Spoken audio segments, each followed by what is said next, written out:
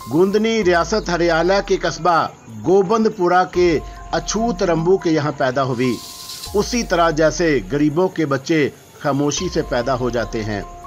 रात गए जब रंबू चर्च के नशे में धुत देवरी में पड़ा था और असीली के दर्द उठा।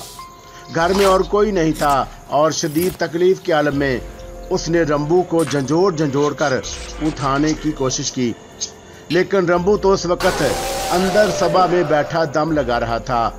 वो आंखें बंद किए मुस्कुराने के सिवा और कुछ ना कर सका। अब भी बहुत दूर है, महिंद्रा तड़प कर बोला और आज कमल तेजी से आगे बढ़ आई। महिंद्रा आगे बढ़ा और उसके दोनों बाजू राज कमल के नरमो गुदाज जिस्म में प्यूसत हो गए। कायनात सो रही थी, रात जवान हो चुकी थी। महिंद्रा राजकमल को बाजुओं में लिए आगे बढ़ा और सामने पड़ी मसहरी पर उस कोमल सुंदरी को लिटा दिया। वो बेइख्तियार राजकमल की तरफ झुक गया और उसके शीरी होंठों पर अपने सूखे हुए प्यासे होंठ रख दिए। राजकमल पसंदीदा निगाहों से उसे देख रही थी। उस लम्हा का इंतजार तो उसे काफी अरसे से था। अब वो लम्हा मुयस्सर आया था तो राजकमल क्यों ना महिंद्रा का साथ देती। महिंद्रा ने राजकमल के होंठों पर पुरसकून मुस्कान देखी तो उसके दिल में भी जा बजा कमल खिलने लगे। सुकून का एक लामतनाही समंदर था जिससे नम निजात नम बुखारात उठ रहे थे। नरमी का एक बड़ा ढेर था जो महिंद्रा के चौड़े चकले जिस्म के नीचे दबा हुआ था। तेज सांसों का जीरो बम था जिसमें दो जवानियां डूब डूब कर उभर रही थीं। कुछ लम्हों बाद सांसों का जीरो बम रुक गया। राजकमल का नरम गुदराया हुआ जिस्म कसमसाया और महिंद्रा की आंखें खुल गईं। दो खूबसूरत से नाजुक हाथ उठे और महिंद्रा की मजबूत गर्दन में हमाइल हो गए। राजकमल ने महिंद्रा की गर्दन को अपने सीने से लगाते हुए सिसकी बढ़ते हुए कहा, और ये यकीनी अमर है कि प्यार का जवाब प्यार से ही मिलता है। गर्मजोशी का इजहार भी गर्मजोशी से होता है। महिंद्रा ने राजकमल की सिसकी का जवाब प्यार से ही दिया।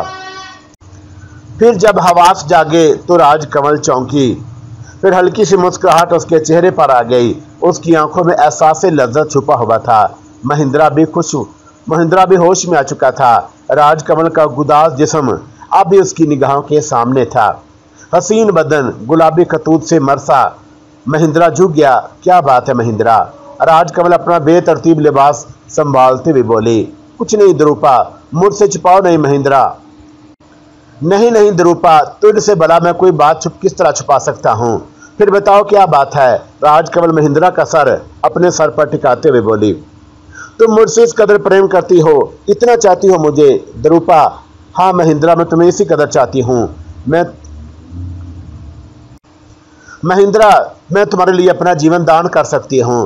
राजकमल के सीने पर अपना सर टिका दिया और महिंद्रा बड़ी मोहब्बत से राजकमल के जिस्म पर हाथ फेरता रहा। मुझे तेरे ऊपर पूरा विश्वास है द्रुपा, तूने मुझे वो दे दिया, ये तेरे प्रेम का सबसे सच्चा सबूत है। तूने ये ना सोचा कि मैं एक डाकू हूँ, अपना सब कुछ मेरे हवाले कर दिया। अब मैं तेरे पर शक कैसे कर सकता हूँ द्रुपा? और आज राजकमल की आंखों में मुसरतें जाग उठी। वो जानती थी कि जवानी किस तरह इस्तेमाल की जाती है। वो जानती थी कि जवानी कितना बड़ा हथियार है, मगर वो अपने हथियार को संभाल कर रख रही थी और यही कुछ उसने महिंद्रा के साथ किया था। महिंद्रा उसे पसंद था। एक मर्द की हैसियत से प्रेमी की हैसियत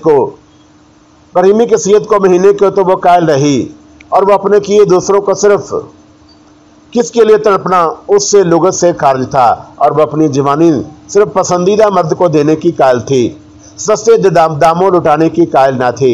लेकिन महिंद्रा उसकी अदाओं पर, उसकी आंखों से छलकते हुए जामों पर मर बिटा था और वह उससे बेपनाह प्रेम करने लगा था। दीवाना डाकू अपनी खुशी से जीता था, अपनी खुशी से हंसता था। उसने अपना जीवन एक ऐसी डागन की झोली में डाल दिया था जिसका किसी भी वक्त उसके जीवन को डस सकता था। महिंद्रा राजकमल ने शराब बरसाने वाली आंखों से उसे देखा। मैं तुझे क्या कहकर पुकारूं देवी? महिंद्रा ने प्यार से कहा, क्यों मेरा नाम पसंद नहीं? मुझे तो वो रागदर भी पसंद है जिससे तू गुजरी हो, और तू नाम की बात करती है तो फिर मुझे द्रुपा कहो। नहीं, क्यों?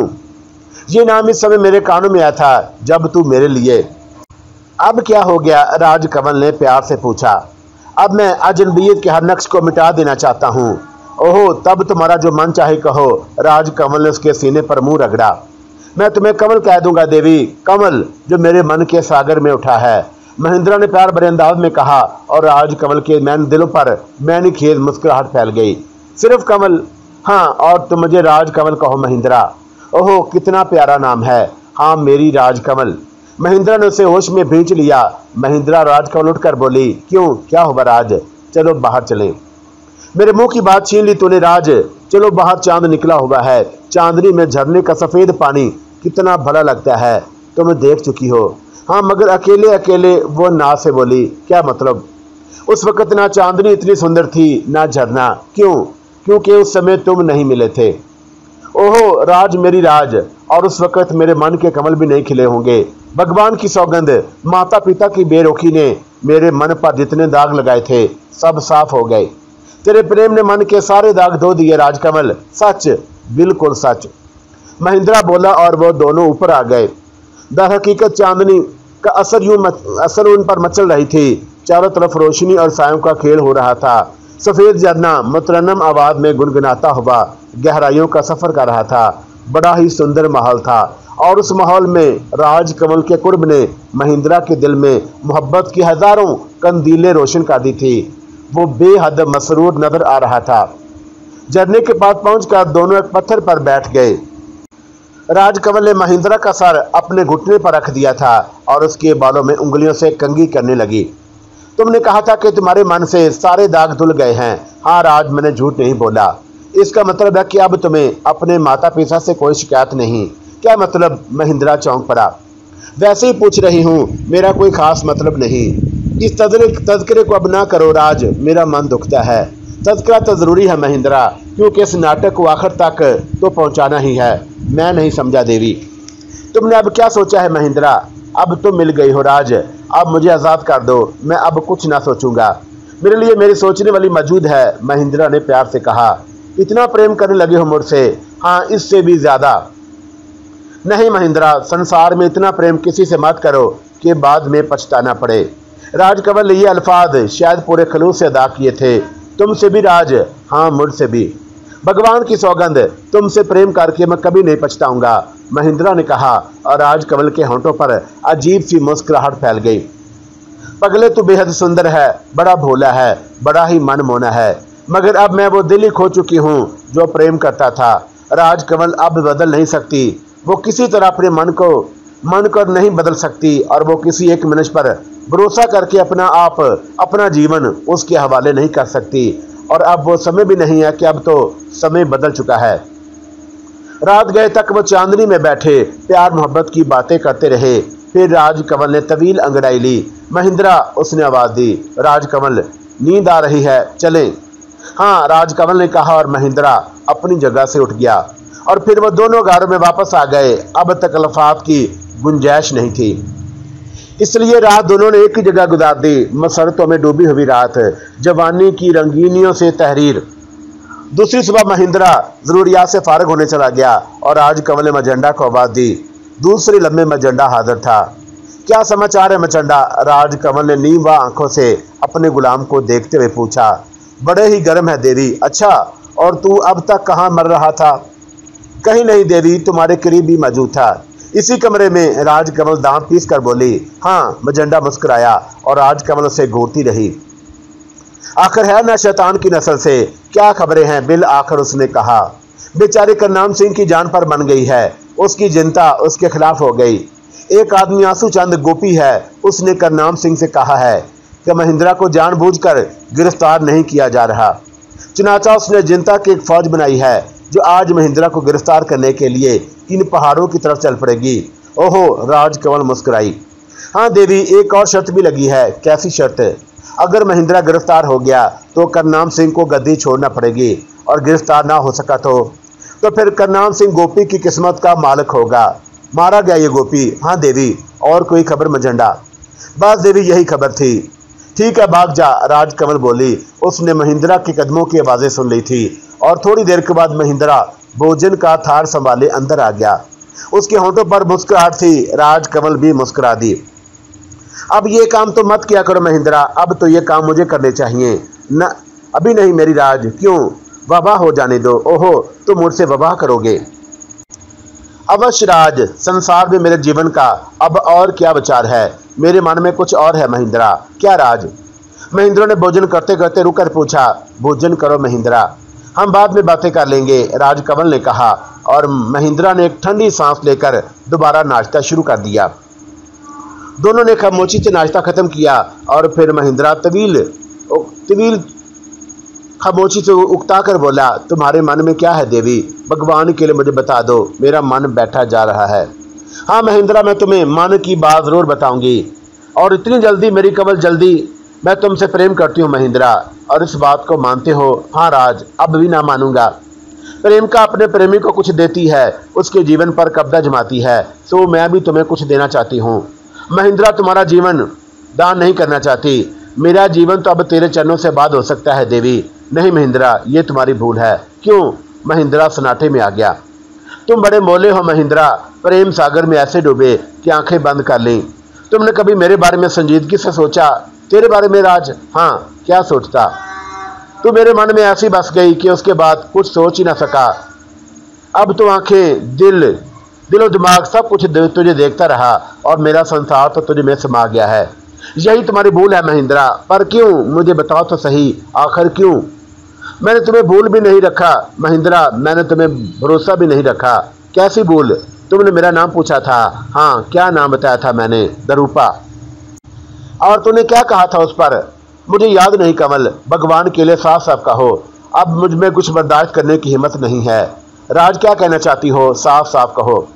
तूने कहा था कि दरूपा तू एक देवी का नाम है जो आकाश पर रहती है। हाँ, मैंने कहा था।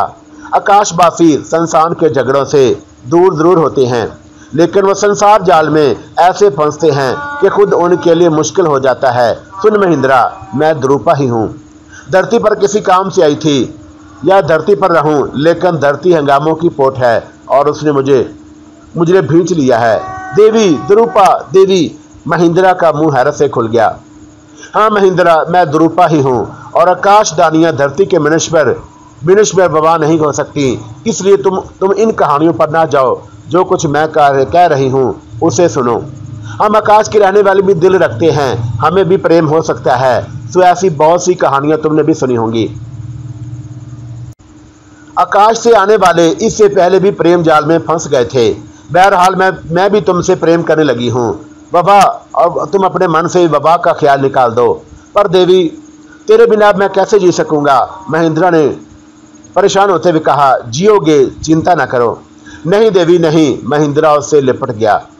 मैं अभी वापस नहीं जाऊंगी। इतने लंबे समय तुम्हारे साथ बिताऊंगी कि तुम्हारे जीवन की सारी मनोकामनाएं पूरी हो जाएं, और मैं तेरी सहायता करूंगी। तू मुझे छोड़कर नहीं जाएगी देवी। कह चुकी हूं कि लंबे अरसे तक नहीं, मगर मेरे मन में हमेशा यही रहेगा कि एक दिन तू चली जाएगी। तुम इसके बारे में सोचना छोड़ दो। आह देवी, ये तो अच्छा नहीं हुआ। बुरा भी नहीं हुआ महेंद्रा। क्या तुम अकेले ही प्रेम करती हो? मैं भी तुम्हारे प्रेम की आग में जल रही हूँ मेरे भाग देवी। सो मैं चाहती हूँ महेंद्रा कि तुम्हें तुम्हारा हक दिला दूं। कैसा हक? राजगद्दी तुम्हारी है महेंद्रा, वो तुम्हें अवश्य मिलेगी। मन की बात बताऊं देवी? मुझे ना बताओगे तो किसे बताओगे? राजकमल ने कहा। जब से तू मिली है राज, किसी चीज की चिंता नहीं रही। भगवान की सौगंध, मैंने संसार को माफ कर दिया था। मैंने तो सोच लिया था कि मेरे पास बहुत कुछ है, तुझे लेकर कहीं दूर निकल जाऊंगा, और फिर वहां हम दोनों नया जीवन शुरू करेंगे। पिताजी राज करते रहे, हम अपने संसार के राजा रानी होंगे। पर महेंद्रा सिंह उदास लहजे में बोला, और फिर खामोश हो गया। थोड़ा प्रोग्राम बदल दो महेंद्रा, तुम राज ही रहोगे, मैं लंबे अरसे तक तुम्हारे साथ रहूंगी। अब मायूसी की बातें छोड़ो, काम की बातें करो देवी। देवी नहीं, राजकमल, वो प्यार भरे अंदाज में बोली। राज। महेंद्रा दीवाना वारों से लिपट गया, और राजकमल ने उसका सर प्यार से सीने से लगा लिया। मर्दों को हिम्मत रखनी चाहिए पगले, उसने कहा, और थोड़ी देर के बाद महेंद्रा नॉर्मल हो गया था। तुमने इस समय भी ना सोचा महेंद्रा, जब करनाम सिंह के फौजी पकड़ने दौड़े थे तो उनकी बुरी हालत हो गई थी? हाँ राज, मैंने गौर नहीं किया। क्यों? बस मैं तुम्हें खोया हुआ था। पगले हो। खैर छोड़ो इन बातों को, तैयार हो जाओ। कहाँ चलना है राज? चलना नहीं है, जंग करनी है। राजकमल मुस्कुराई। किससे? उसका नाम आसूराम गोपी है। अरे गोपी, तुम उसे कैसे जानती हो राज? मैं नहीं जानती, फिर उसका नाम कैसे मालूम हुआ? बस अभी अभी उसने तुम्हारे पिता को काफी जलील किया है। उसने कहा है कि वह पहाड़ों में नाटक खेलकर वापस चले गए। वो डाकू महिंद्रा को इसलिए गिरफ्तार नहीं करते कि वो उनका बेटा है। उसने करनाम सिंह से कहा है कि वो राजपाट छोड़ दें और करनाम सिंह जी ने उसकी बात मान ली है। नहीं नहीं, ये कैसे हो सकता है? महिंद्रा तड़प उठा। यही हुआ है, लेकिन करनाम सिंह जी ने उससे शर्त लगा दी है। उन्होंने कहा है कि वो खुद महिंद्रा को गिरफ्तार कर ले। अगर वो उसे गिरफ्तार कर लेगा तो वो राज को छोड़ देंगे। न कर सका तो उसका अंजाम बहुत बुरा होगा। ओहो, इसका अंजाम तो हर हाल में बुरा है राज। वो मुझे गिरफ्तार करने की कोशिश तो करे, मैं इसी के लिए तुम्हें तैयार कर रही हूँ। मैं तैयार हूँ राजकमल, आज ही हम राजधानी चलेंगे और मैं बस्ती वालों के लिए मुसीबत बन जाऊंगा। तुम देखना राज कि मैं गोपी के पूरे कुंबे को बर्बाद कर दूंगा। कहीं जाने की जरूरत नहीं है महिंद्रा। क्या मतलब देवी? मैं नहीं समझ सका। पापी यहीं आ रहा है, इन पहाड़ों में। महिंद्रा ने तज्जब से कहा। हाँ, उसके साथ जिंता की फौज है और वो उन फौजों की मदद से महिंद्रा को गिरफ्तार करेगा, राजकमल ने कहा और महिंद्रा जोश से खड़ा हो गया। भगवान की सौगंध देवी, इन पहाड़ों में जो कोई आएगा जीवन बचा कर ना जा सकेगा। मैं उन्हें संसार से इतनी दूर कर दूंगा कि वह सोच भी ना सकेंगे, उसने कहा और उसकी आंखें गुस्से से सुर्ख हो गई। काफी देर तक वो गैज़ो गदर में डूबा रहा। फिर उसके चेहरे पर हैरत उभर आई। मगर देवी, क्यों? क्या हुआ? तुझे ये सब कुछ कैसे मालूम हुआ? आप भी पूछोगे क्यों? द्रुपा की आंखों से क्या छुपा हुआ है? भगवान की सौगंध, यकीन नहीं आता। मेरी राज आकाशवासी भी हो सकती है। बहुत सी बातों पर यकीन नहीं आता, पर मन की आंखें खोल तो बहुत से भेद खुल जाते हैं। तुम्हारा मन अपने पिता की तरफ से मैला है, हालांकि उसमें दोष तुम्हारे पिता का नहीं। तुम जो कह रही हो देवी, हाँ, द्रुपा की हैसियत से कह रही हूँ। मगर देवी, इसका मतलब है कि मैं गलती पर था। हाँ महिंद्रा, लेकिन अभी मैं इस पर जोर ना दूंगी जब तक तेरे सामने हकीकत पेश ना कर दूं। हकीकत क्या है देवी? ये मैं अभी नहीं बताऊंगी। अभी तुम उस सत्यानाशी को नष्ट करो, फिर उसके बाद सोचूंगी। वो मेरे हाथ से बचकर कहाँ जाएगा? महिंद्रा ने दांत पीसते हुए कहा। पहाड़ों के पत्थर उसका स्वागत करेंगे। और राजकमल ने मुस्कुराते हुए कहा, मैं तुम्हारी बात पर अब भी हैरान हूँ देवी। कौन सी बात पर? यही कि मेरे पिता निर्दोष हैं। आने वाला समय बता देगा महिंद्रा, कि फिलहाल इस बात को जाने दे। दोपहर गुजरी, सूरज ढला ही था कि घोड़ों की टापों की आवाज गूंजी। घोड़ों की टापों की आवाज के साथ पहाड़ियां गूंज उठी। राजकमल और महिंद्रा गार में थे। राजकमल चौंक पड़ी और उसने महिंद्रा की तरफ देखा। महिंद्रा दोनों हाथ सर के नीचे रखे, आंखें बंद किया हुआ था, तो लेटा था या सो रहा था। राजकमल ने प्यार भरे अंदाज में आवाज दी, महिंद्रा, और महिंद्रा चौंक पड़ा। उसने आंखें खोल दी। क्या बात है राज, क्या सोच रहे हो? कुछ नहीं राज। महिंद्रा तवील सांस लेकर उठ बैठा और फिर वह चौंक उठा। अरे राजकमल, उसने मुस्तरबाना अंदाज में कहा। मैं सुन चुकी हूँ। राजकमल मुस्कुराई। क्या ये घोड़ों की टापों की आवाज नहीं? हाँ, मेहमान आ गए हैं। तब फिर चलो उनके स्वागत की तैयारियां करें। महिंद्रा ने राज का हाथ पकड़ा और दोनों तवील सुरंग में दौड़ने लगे। असला खाने से लेकर महिंद्रा ने एक राइफल और एमुनेशन लिया। 2 पिस्तौल उसने राजकमल के हाथ में थमा दिए और फिर दोनों उसी पॉइंट से निकल आए जो महिंद्रा ने रास्ता राजकमल को दिखाया था। बुलंदी से वे आने वालों को देख सकते थे और राजकमल उन्हें देखकर हंस पड़ी। महिंद्रा, ये फौज है, महान है राज, मरने आ रहे हैं। आने वालों की तादाद 100-150 से ज्यादा न थी। कुछ के पास बंदूकें थी, कुछ कुल्हाड़ियां और कुछ तीर उठाए हुए थे, कुछ तलवारें लिए हुए। घोड़े गधे सब भी इस्तेमाल कर लिए गए थे। जिंता की फौज थी ना। और राजकमल और वह दोनों देर तक हंसते रहे। आने वाले पहाड़ों में बिखर गए थे और उनकी रहनुमाई गोपी कर रहा था। क्या ये पागल है? राजकमल आहिस्ता से बोली। क्यों? इसे अंदाजा नहीं था कि करनाम सिंह जी कितनी फौज के साथ आए थे और नाकाम हो गए। तुम वह बात भूल गई राज। उसका तो ये ख्याल था कि पिताजी ने मेरे साथ रैत बरती है। ओ हाँ, ये तो ठीक है, राजकमल ने कहा और दोनों पहाड़ों में आने वालों को देख रहे थे। गोपी जनता के फौज की साबंदी कर रहा था और उसने मुख्तलिफ पहाड़ियों में आदमी फैला दिए थे। महिंद्रा, राजकमल आहिस्ता से बोली, हूँ। क्या ये सारी पहाड़ियाँ तुम्हारी जिद पर हैं? हाँ देवी, बल्कि यूँ समझ लो कि इन लोगों ने खास तौर से उन्हीं पहाड़ियों का रुख किया है जिन पर मैं कार्रवाई कर चुका हूँ। गोपी चाचा को मेरा बड़ा ख्याल है, महिंद्रा ने मुस्कुराते हुए कहा। राजकमल गहरी निगाहों से उन अहमक फौजियों को देख रही थी जो पहाड़ियों पर चढ़ रहे थे। दर हकीकत ये बड़ी अहमकाना बात थी कि करनाम सिंह की फौजों के मुकाबले में ये लोग आए थे, लेकिन गोपी का तो ख्याल कुछ और ही था और वह सोच रहा था कि करनाम सिंह तो महिंद्रा को गिरफ्तार करने की कोशिश नहीं की, चुनाचा ये लोग उसे तन्हा डाकू को आराम से गिरफ्तार कर लेंगे। महिंद्रा फिर जाग उठा था और अब उसकी कैफियत दूसरी थी। उससे कबल वो राजकमल की जानब से तज़-बज़ब में था, लेकिन अब उसकी बन चुकी थी और उसका अमली सबूत महिंद्रा को मिल चुका था। चुनाचा वो भरपूर जवान था और उसकी आंखों में चमक नजर आ रही थी।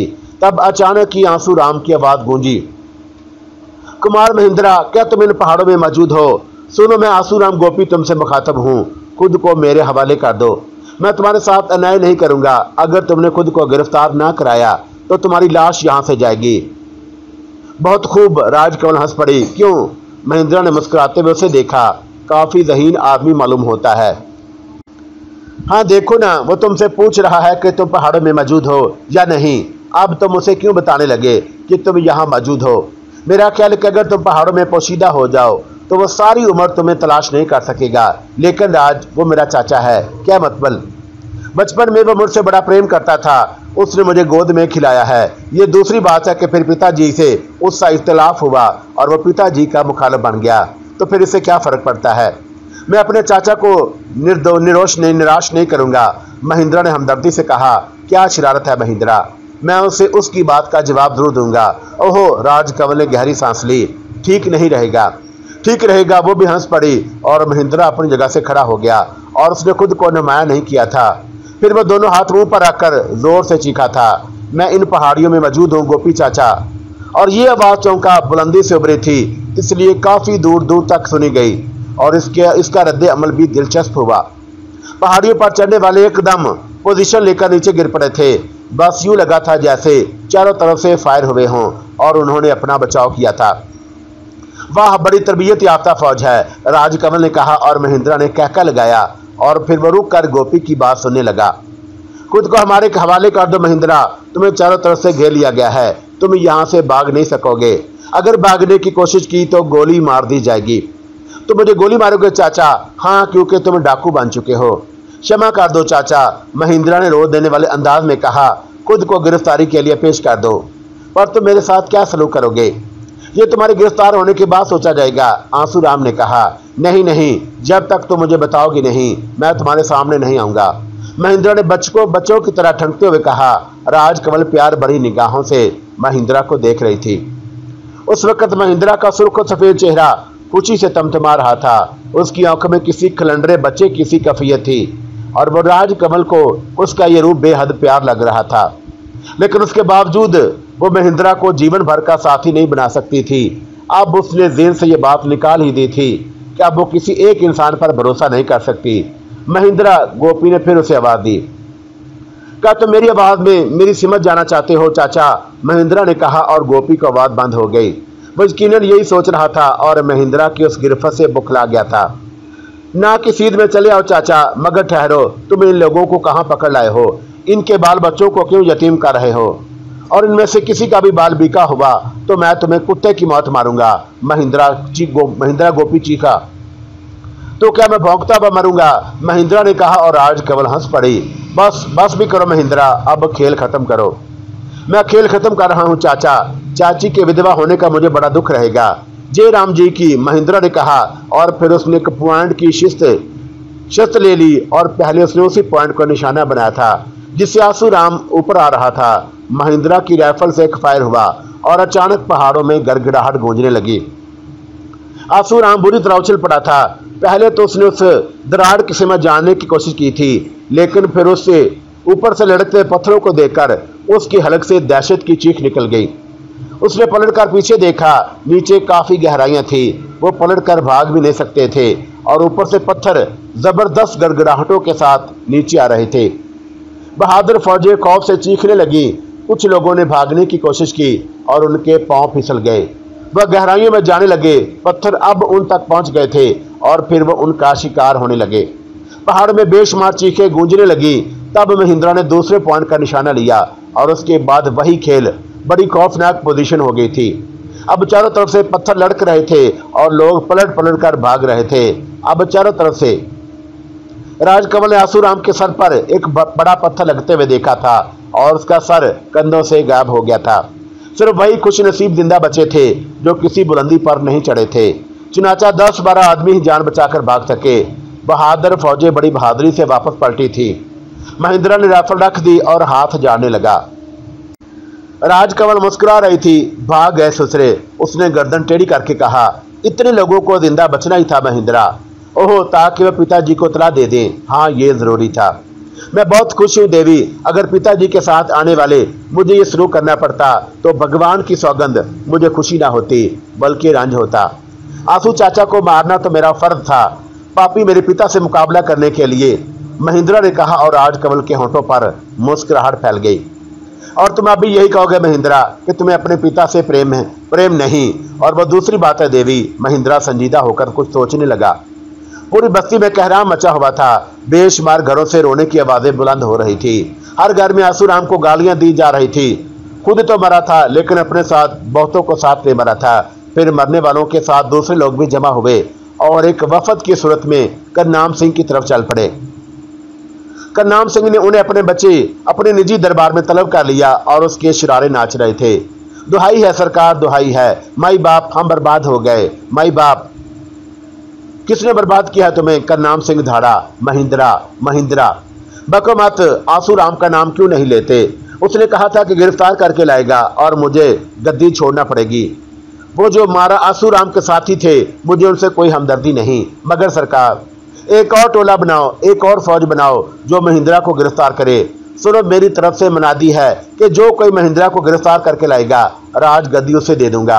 ये मेरा कॉल है, ये मेरा वचन है। इससे ज्यादा मैं कुछ नहीं कह सकता। सबकी जुबानें बंद हो गई थी। अब कोई भी क्या कर सकता था। आने वाले खामोशी से वापस चले गए। खुद करनाम सिंह की अजीब सी हालत थी। उसे अंदाजा हो गया था कि महिंद्रा ने उसे जो कुछ कहा था ठीक कहा था और वह उसकी बात ना मानकर वापस ना चला आता तो उसके साथ भी यही कुछ होता और ये अच्छा ना होता।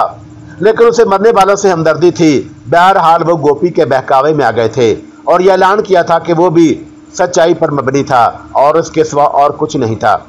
मगर देवी, ये कैसे मुमकिन है? महिंद्रा ने परेशानी से कहा। महिंद्रा, राजकमल प्यार भरे अंदाज में बोली। तू जानती है देवी कि ऐसी बात नहीं। अपनी राजकमल पर भरोसा नहीं है। पूरा भरोसा है राज।